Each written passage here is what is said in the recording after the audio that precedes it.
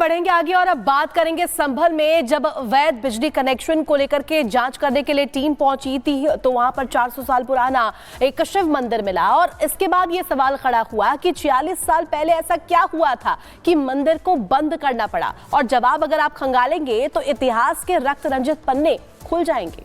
46 साल पहले आखिर ऐसा क्या हुआ था, ये सवाल आपके मन में भी उठ रहा होगा।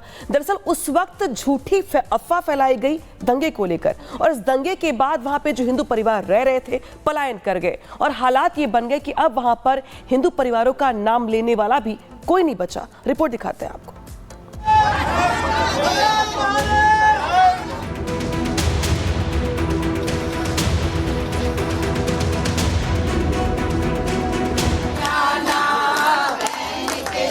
उत्तर प्रदेश के संभल में शनिवार को 400 साल पुराना शिव मंदिर मिला।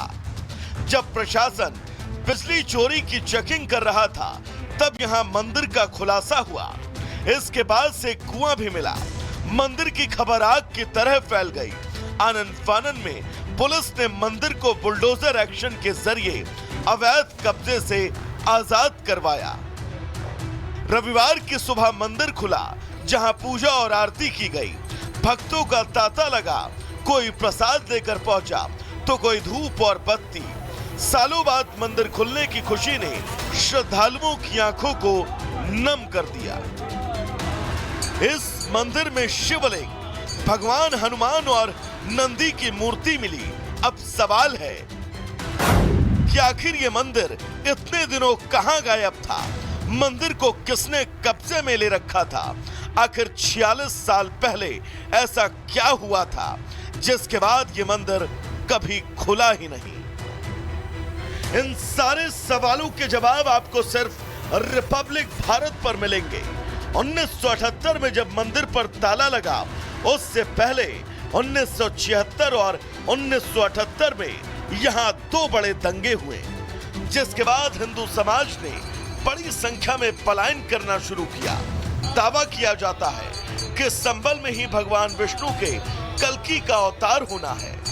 1978 में भड़की हिंसा बेहद भयंकर थी, जिसके बाद संसद ने संभल में एक फैक्ट फाइंडिंग कमेटी भेजने पर विचार किया था।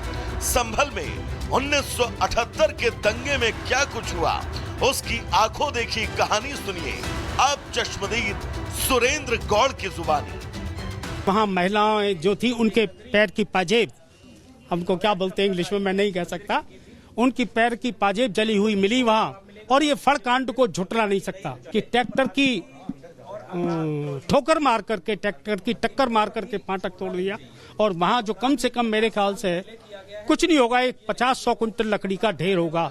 उस ढेर में लोगों की डेड बॉडियां। एक मामा जी हुआ करते थे बनवारी लाल, बुराड़ी लाल एंड कंपनी, बुराड़ी लाल फड़ का कहलाता था, बुराड़ी लाल एंड कंपनी। उनकी टांगे चीर करके एक टांग इधर और एक टांग उधर उस लकड़ी के ढेर पर डाल दी। वहीं संभल दंगे के पीड़ित कमल दिवाकर ने रिपब्लिक भारत से क्या कुछ कहा, वो भी सुनिए। हमारे जो धोबी समाज के 30 से 35 परिवार उस जमाने में हुआ करते थे। बाबरी विध्वंस जब हुआ था 1992 में, 1992 का जो झगड़ा हुआ था उसके बाद में जो दीपा सराय के बराबर में एक अंजुमन चौराहे से एक मस्जिद निकली हुई है, उस बस्ती से, हिंदू बस्ती, जब हिंदू लोग वहाँ रहते थे तो मस्जिद के पीछे जब झगड़ा हुआ था तो मस्जिद के रास्ते और पीछे छतों के रास्ते लोग वहाँ से हमारे घर पे चढ़ाई कर दी थी, हमारे घरों में आग लगा दी। हम अपना घर जो खुला हुआ छोड़ के वहाँ से चले गए। उस समय पर जो पीएसी थी, पीएसी के कुछ जवान 4-5 लोग थे, पिताजी हमारे, मैं भी था, मैंने देखा है कि पीएसी के लोग वहाँ से हमें निकाल कर वहाँ से ले गए हैं। और उस समय पर बहुत डर का माहौल पैदा हुआ हमारे दिल में। उस समय के बाद में, 92 के बाद में, हमने यहाँ से अपना घर जो छोड़ दिया। वह रिपब्लिक भारत ने उस शख्स को भी ढूंढ निकाला जिसने मंदिर में आखिरी बार ताला लगाया। ये वही आखिरी हिंदू परिवार है जिसने दंगे के बाद पलायन किया था।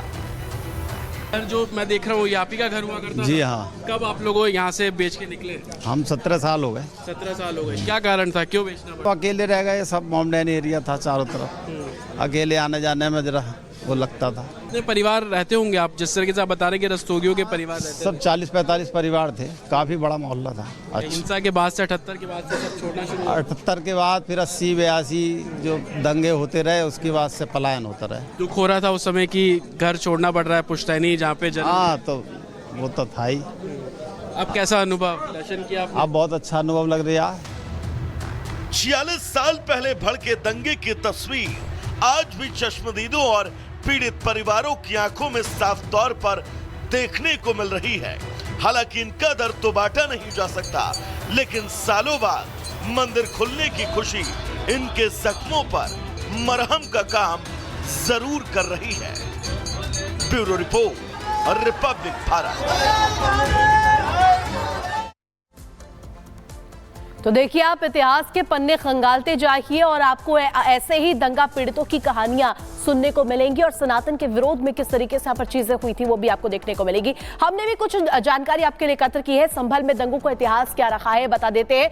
संभल में 46 साल पुराना मंदिर मिला। इसके बाद देखिए जिस तरीके से विवाद गहराता हुआ अब नजर आ रहा है। खगुसराय में भगवान शंकर का मंदिर मिला है और यहाँ पर पूजा अर्चना की गई। 1978 की बात करें, 1978 से ही ये मंदिर बंद बताया जा रहा है, यानी कि 46 साल पहले क्या हुआ था ये बड़ी साजिश की ओर इशारा कर रहा है। संभल में तब हिंदुओं ने जिस तरीके से बताया गया कि पलायन यहां से कर लिया था। संभल में 1976 और 1978 में 2 बड़े दंगे हुए थे।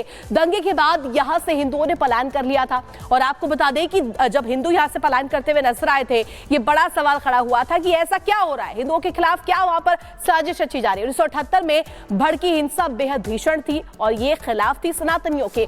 संभल में करीब 77% आबादी मुस्लिम बताई जा रही है और इसी वजह से यहां पर बताया जाता है कि जो दंगे हुए हैं उसका नतीजा जो डेमोग्राफी में ये चेंज हुआ है ये देखने को मिल रहा है। 1976 में जामा मस्जिद के इलाके में यहां पर खास तौर पर ये देखने को मिला था। वो मस्जिद के सामने वाली गली में ही रहते थे और इसके अलावा आपको बता दें कि जिस तरीके से कहा गया कि डेमोग्राफी और ज्योग्राफिकल एरिया अगर हम खंगाले तो इतिहास के पन्नों में दर्ज है कि किस तरीके से यहां पर सनातनियों के प्रति जिस तरीके से क्रूरता बरती गई है। मौलाना की हत्या का आरोप भी लगाया गया। बाद में मौलाना का परिवार आजमगढ़ चला गया और यह बताया गया कि मौलाना का परिवार यहां से निकल गया था। इसके बाद भी यह दंगे भड़क गए थे और ये इतिहास के पन्ने को हम खंगाल रहे हैं और इसमें तमाम ये कहानियां दर्ज है। बाद में मंदिर पर ताला लगाए जाने का दावा किया गया और कहा गया कि शिव मंदिर को पूरी तरीके से यहां पर ढक दिया गया, मिट्टी के कण यहां पर डाल दिए गए। तो देखिए, संभल का जो दंगों का इतिहास है वो हमने आपको बताया। और अब बात करेंगे दिल्ली विधानसभा चुनाव की, जिसको लेकर तैयारियां जोरों पर चल रही हैं। बयानों का दौर चल रहा है। इस बीच घुसपैठियों के मुद्दे ने एक बार फिर से जोर पकड़ लिया है। इस बीच दिल्ली के सांसद बांसुरी स्वराज ने दिल्ली के मुख्यमंत्री के नाम घुसपैठियों को लेकर एक संदेश भेजा है। आखिर क्या वो संदेश, रिपोर्ट में दिखाते हैं।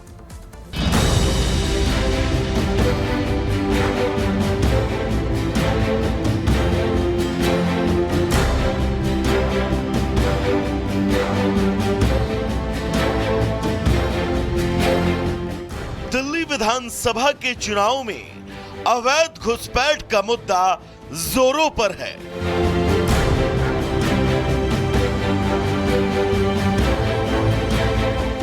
बीजेपी अवैध बांग्लादेशी घुसपैठियों के मुद्दे पर आम आदमी पार्टी को कटघरे में खड़ा कर रही है, तो वहीं आम आदमी पार्टी के नेता इस मुद्दे पर उल्टा बीजेपी को ही कटघरे में खड़ा कर रहे हैं। आपको बीते दिनों वो तस्वीरें भी याद होंगी जहां दिल्ली पुलिस ने दिल्ली की झुग्गी झोपड़ियों में रह रहे घुसपैठियों को लेकर सघन सर्च ऑपरेशन चलाया था और लोगों के पहचान पत्रों की जांच की थी। अब इस मुद्दे पर बीजेपी और आम आदमी पार्टी फ्रंट फुट पर आकर वार पलटवार कर रही है। बीजेपी की सांसद बांसुरी स्वराज ने सोशल मीडिया पर पोस्ट